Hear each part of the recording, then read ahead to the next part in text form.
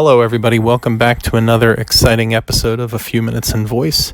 I am, as always, your host, Nick, and today I'm going to be talking about a few changes in the developer console that I've been waiting for a very long time to see.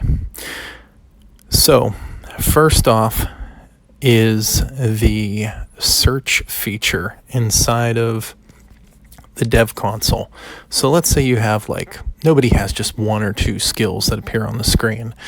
Maybe some do, but even if you have, flash briefings published in different regions, different locales, they're going to stack up on you. And as they stack up on you, they're going to create a list, a rather long list. So what they did was they added a search feature. So you could type out the name, and then the next thing you know, you can you type in my skill, and all the skills that have my skill in it will pop up, or so on and so forth. So that's actually a great little widget to help you find skills that you may want to update or something to that effect. Now what they need to do is do a sort feature. So if I wanted to sort all of them by a certain category, if I wanted to sort them all by alphabetically, allow us to sort those skills. And that way, it would even make it more organizationally pleasing for the developer.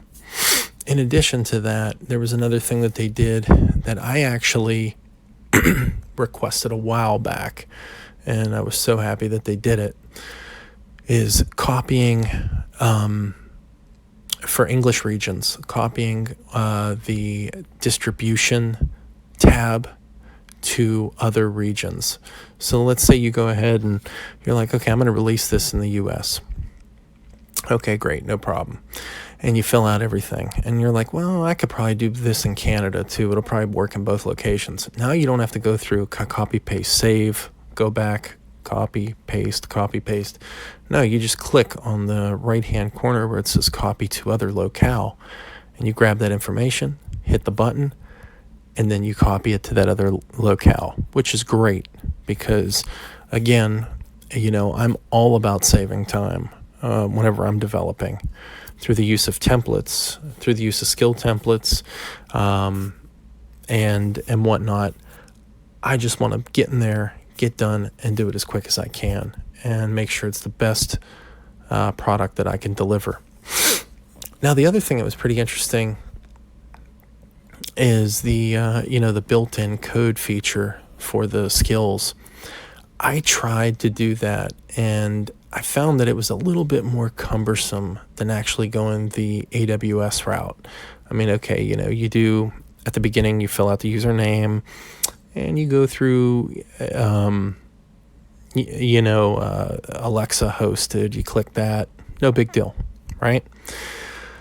But after it's created, to do persistent attributes, it's a little bit different. And to save here, it's a little bit different. And to do this, it's a little bit different.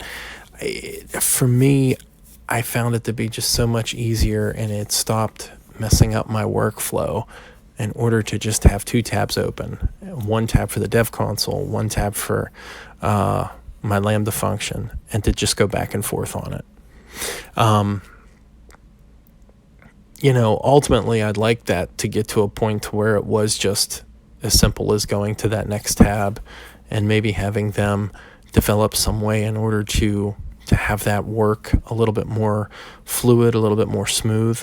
But I was trying to build a skill for a client, and I thought, man, this would be a perfect opportunity to use this built-in code feature.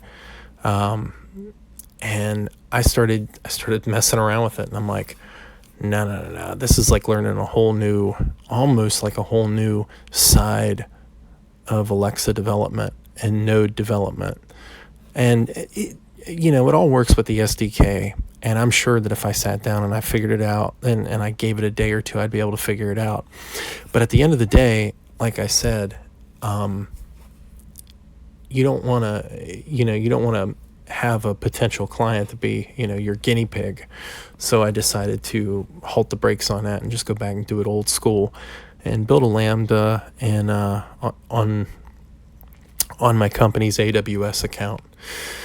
So with that said, those three major features are really, really cool. And there's also another privacy feature that has come out where you are now able to completely opt out of people hearing your recordings, which is great because I personally feel that should be an opt-in, opt-out feature. If I wake up one day and I'm saying, hey, you know what, I'll opt in for that, and a week later I get scared that somebody was listening to me, then boom, I'll opt back out of it. I like to have that option. CNET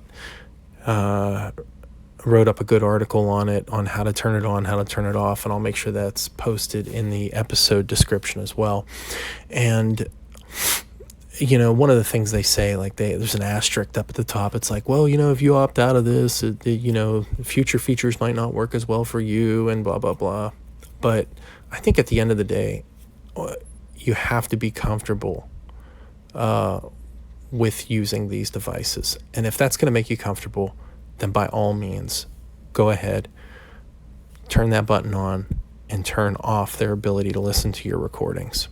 Because in the end, it's your privacy.